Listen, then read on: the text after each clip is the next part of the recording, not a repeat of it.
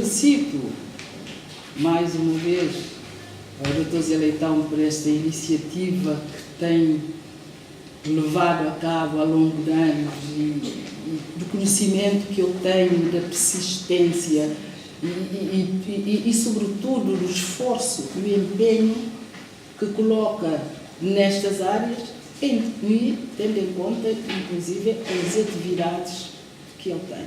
E por isso, felicito e digo que me sinto lisonjeada por partilhar esta mesa com o Dr. Guilherme de Oliveira e com a doutora Maria Augusta. E assim começo esta minha breve, no fundo eu diria uma breve reflexão que fiz ao torno deste tema. Mulheres, como as mulheres e as minorias estão a mudar o mundo. Eu confesso que logo do início, quando comecei as mulheres, as minorias, tive uma memória muito antiga que vem dos anos 90 do século passado, quando conheci o Dr. Zé Leitão e que muito gentilmente me deu um cartão de visita dele. Eu olho para o cartão de visitas e vejo Alto Comissário para a Imigração e Minorias Étnicas. E eu parei, cá para mim, minorias étnicas, imigração. Mas isto terá alguma coisa a ver comigo? Porque na minha autorrepresentação não me via como imigrante e nem me via como minoria, diria, não sei. E pergunto, doutor Zé, então, o que é que são as minorias étnicas aqui? E no caso do momento, ele disse, não, no concreto das minhas atividades, em relação às minorias étnicas, estamos a tratar muito particularmente a situação das pessoas pertencentes à comunidade cigana. E eu hoje voltei a perguntar, então, minorias. Do que é que, no fundo, estamos exatamente a falar quando falamos de minorias? O que é que queremos dizer? Por exemplo, as mulheres que nós tratamos aqui fazem parte, são considerados membros de grupos das minorias. E ora, se nós olharmos, ao menos aqui em Portugal, para os números do censo do INE, em 2016 residiam em Portugal 10.325 milhões de pessoas. 10.325. E, entre essas pessoas, 4.892.000 são homens. 5.433.500 são mulheres. Portanto, apesar de estatisticamente as mulheres serem uma maioria, elas fazem parte do grupo das minorias. Então, o que é isso das minorias?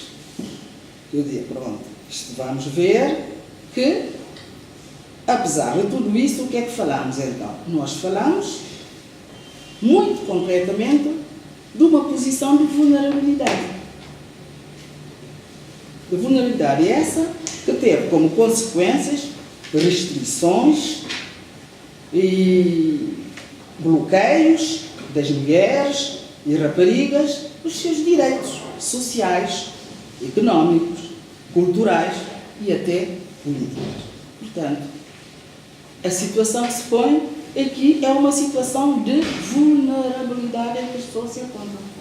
Apesar de da maioria parte das vezes, as pessoas pertencentes a grupos de minorias coincidem com a minoria numérica no país, mas o fator determinante na questão das minorias não é o número, não é numérico, é exatamente, é sim, a situação de desvantagem social em que estas pessoas que se encontram. E então, em causa, o que é que está em causa? Está em causa relações de dominação entre diferentes subgrupos na sociedade, em que os grupos dominantes determinam, no fundo, o padrão. Pronto. Então, nesse caso, ainda pensei, então, e minorias étnicas? Minorias étnicas, ficando em questão étnica, vamos ver que trata-se, no fundo, de grupos que mantêm uma identidade socio-histórica, uma identidade étnica e referenciada a partir de origens, de destinos e de histórias, sempre no âmbito multiétnico. E sendo esse o meu ponto de partida, eu pergunto, mas como é que juntei as minorias e as mulheres? Como é que muda o mundo? Veio-me a minha segunda preocupação. Porque nós, quando falamos de mudar o mundo, pensamos nos grandes, nos poderosos, nos governos, nos estados poderosos, os estados dominantes. E eu disse, nesta ótica, não tenho competências para falar, como certamente não iria dizer algo que efetivamente tivesse algum interesse para este tema. E então coloquei-me numa posição oposta, numa situação micro, porque acredito que se cada um de nós fizer a sua parte, conseguimos mudar o mundo. E então fui revisitar, no fundo, pessoas, situações que efetivamente contribuíram para mudar não só o seu mundo, mas projetar e dar a sua voz e fazer as suas vozes correrem o mundo e efetivamente trazerem aquela mudança real, efetiva na vida da sua comunidade. Eu escolhi então os exemplos, agora com os meus óculos. Quis trazer para aqui 3 exemplos. Um é o exemplo da Malala. Todos nós aqui certamente já ouvimos falar destas vozes. Como eu disse, eu escolhi exatamente estas vozes que emergem dentro das minorias, quis que sejam mulheres e que vão chamando a atenção e vão construindo o reconhecimento público das suas situações de desigualdade e dão prova de coragem através das suas pequenas lutas, sobretudo quando conseguem pôr as suas vozes a correr o mundo, conquistando apoios em prol da melhoria da vida de todos os elementos dos seus grupos de pertença e não só. Portanto, começo assim com a figura que todos nós certamente conhecemos da Malala. Malala, que é o símbolo de luta pelos direitos das crianças e das mulheres e que certamente já conquistou o seu lugar na história. Malala nasceu em Mingora, Paquistão, em 1997. No início de 2009, aceitou escrever um blog para a BBC, documentando a vida sobre o regime talibã. A partir daí, nunca mais deixou de se fazer ouvir em público em prol do direito da educação. Numa tarde, de 9 de outubro de 2012, Malala, na altura uma jovem de 14 anos, entrou num autocarro escolar e um homem armado chamou-a pelo nome, apontou-lhe uma pistola e disparou 3 tiros. Nos dias que se seguiram ao ataque, Malala manteve-se inconsciente e em estado grave. A 12 de outubro, um grupo de 50 clérigos islâmicos paquistaneses emitiu um fatwa, que é uma lei, contra os homens que a tentaram matar. Mas os talibãs reiteraram a sua intenção de matar Malala. A tentativa de assassinato desencadeou um movimento de apoio nacional e internacional. O enviado especial das Nações Unidas, na altura, Gordon Brown, lançou uma petição da ONU em nome de Malala, com sigla I'm Malala, eu sou Malala, exigindo que todas as crianças do mundo estivessem inscritos em escolas até ao fim de 2015. A petição que impulsionou a ratificação da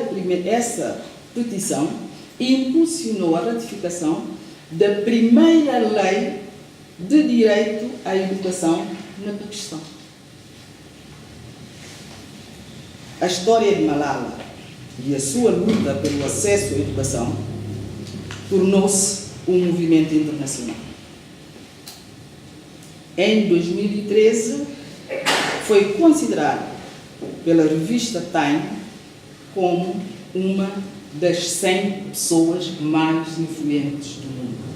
Uma menina de 14 anos, lá por onde ele se encontrava, num meio completamente distante, torna-se um símbolo desta luta, um símbolo da luta pelo direito à educação das crianças e jovens. Não era presidente, não tinha poderes, mas o seu poder serviu disso. O que pode ser visto como uma pequena alteração pode ter um impacto gigantesco na vida das pessoas. Que o digam as mulheres da Arábia Saudita, que em setembro de 2017 viram seus direitos de conduzir reconhecido com a promessa de alteração da lei.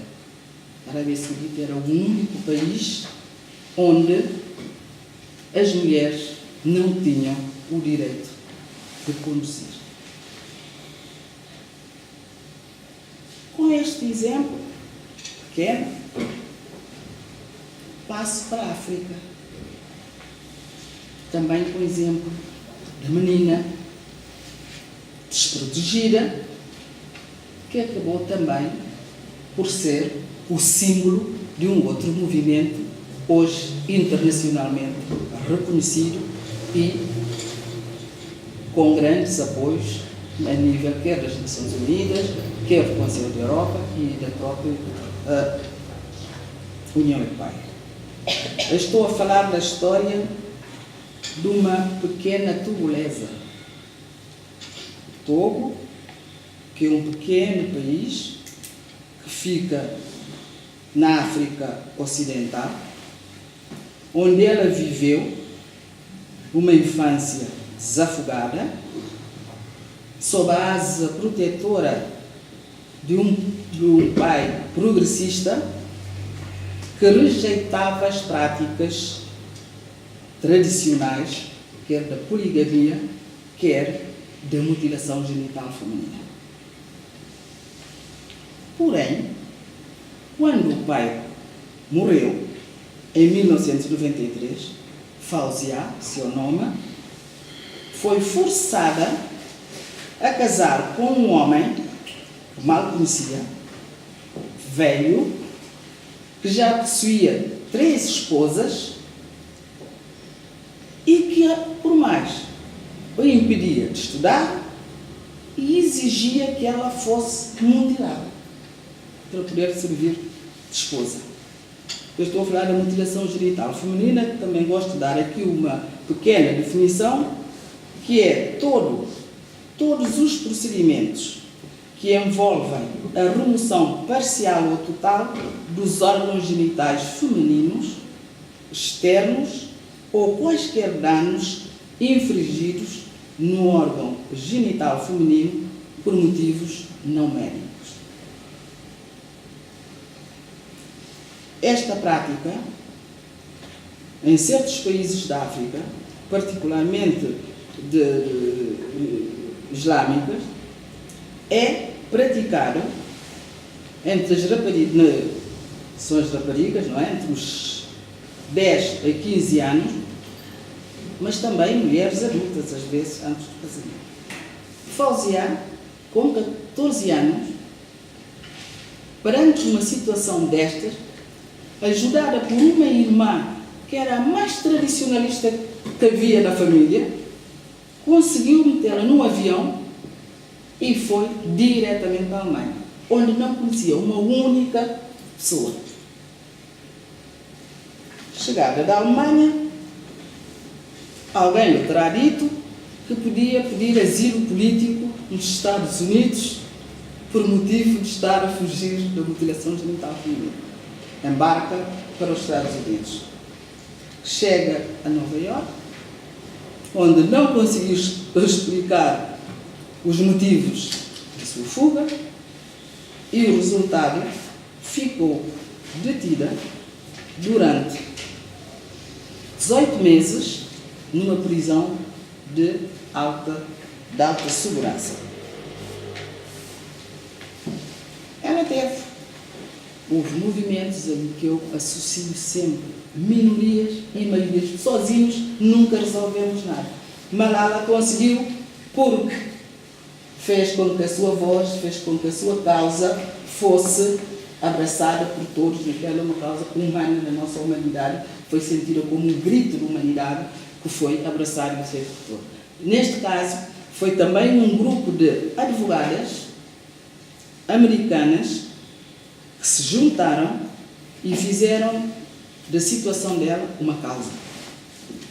A luta foi dura, a luta foi difícil, mas finalmente, no dia 3 de junho de 1996, criaram, com o caso Kacinga, que é o nome dela, o precedente para a concessão pelos Estados Unidos de asilo baseado na figura de mutilação genital feminina e que ficou consagrado na lei. Com a testemunha dela, este livro foi escrita também com o depoimento dela, com o conjunto de advogados, e o livro foi apresentado aqui, foi publicado aqui em Portugal, chama-se Silêncio das Lágrimas, pela Beltrán, editora Beltrán, em 1999, que é a tal autobiografia dela. A partir deste momento, a mutilação genital feminina, fala-me aqui, tenho aqui o prazer de ter a doutora Rosa ao meu lado, que foi a pessoa que aqui em Portugal mais se bateu para a introdução deste tema na agenda, e passou. A lei foi alterada aqui em Portugal. Foi a lei, por exemplo, a lei 83 de 2005, de 5 de agosto, foi a 38ª alteração do Código Penal para, efetivamente, introduzir a criminalização da mutilação genital feminina. Em África, quase todos os países, pela proporção social, por pressão mediática e, sobretudo, por pressão dos parceiros económicos, também foi sendo criminalizado em quase todos estes quadrados. Caso Malala, caso Fauziá, que gestos pequenos quiseram depois lutar, porque ela podia não dar testemunha de nada, ficar, não querer, não vou comprometer a minha comunidade, não vou pôr a minha vida em risco, mas decidiram lutar por uma causa que consideram superiores a elas. Acho que mudar o mundo é quando nós conseguimos agarrar causas, independentemente das causas que nos superam, causas que vão além de nós, e que sirva de melhoria concreta na vida aqui das pessoas. Mas também aqui em Portugal, eu vou saltar mais um outro exemplo, já desde o meu tempo, vejo que entre nós também estamos a assistir uma grande revolução das ciganas portuguesas. Também estão-se a levantar contra as várias formas de discriminações de que estão a ser alvos, quer de fora, quer dentro da comunidade. Assumem-se como feministas, defensoras da igualdade de género. Um artigo recentemente publicado no Jornal Público dá conta disso mesmo. As ativistas estão mobilizadas pela luta pelo direito à educação, pelo conhecimento da sua história, da cultura da população cigana e contra a discriminação étnica, contra os estereótipos de género e pelo empoderamento das mulheres. Elas próprias afirmam que são conscientes de que são vítimas de uma dupla discriminação. Têm a discriminação externa, que dificulta-lhes o acesso à educação, à qualidade de vida e ao emprego e à participação na vida pública, mas também, por outro lado, sofrem a discriminação interna, que faz com que rapazes e raparigas ciganos, homens e mulheres, não sejam tratados da mesma forma dentro das suas famílias e das suas comunidades. Para quem foi o primeiro, eu diria, o pioneiro das políticas públicas de integração das pessoas da comunidade cigana, como o Dr. Zé Leitão, eu naquela altura, quando eu perguntei, mas quem são as minorias? Sabe perfeitamente o que representa este salto qualitativo que está neste momento a acontecer. A dimensão que representa este movimento dentro das comunidades ciganas. O movimento feminista nas comunidades ciganas ainda é uma novidade. A história deste movimento conta-se e confunde-se com a história da vida de uma mulher, Olga Mariano.